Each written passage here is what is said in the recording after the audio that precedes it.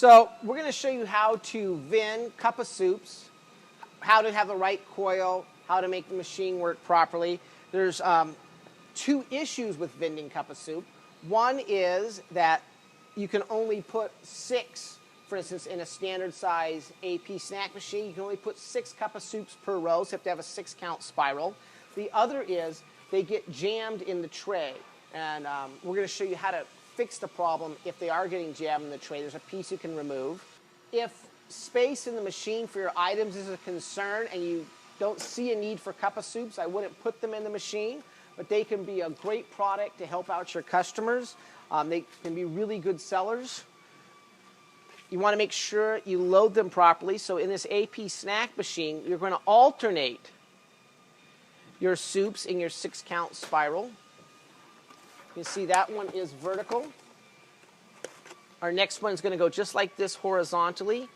Make sure you aren't sticking them over the edges of your spiral, and then vertical and horizontally. If you do this in an AP snack machine that's a single spiral like this, not a dual spiral coil, but a single spiral, these should vend without any problems. If you load your AP snack machine with a single coil in this manner, you shouldn't have any problems with your soups vending out of here. You may still have problems with them in the tray. As I said, we're going to show you now how to make it so that they'll fit into the tray.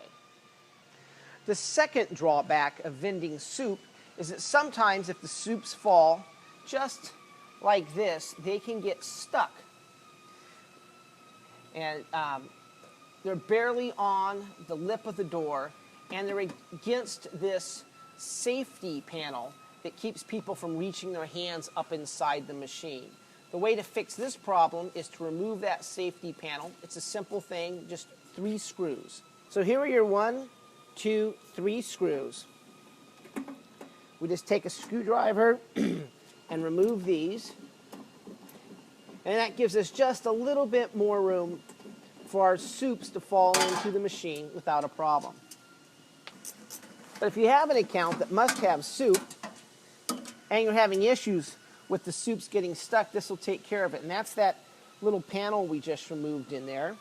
So this gives us about 3/4 of an inch of space more by removing it out of the machine, and makes it so those soups can't stick.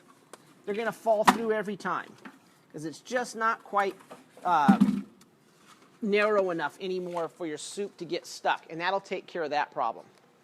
Now you're going to want to store this and its screws underneath the machine because at some later date you may need to replace it.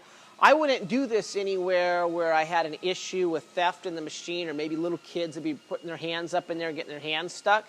That would be a problem. So you only really want to do this at maybe an office building where there won't be children and you won't have issues like that.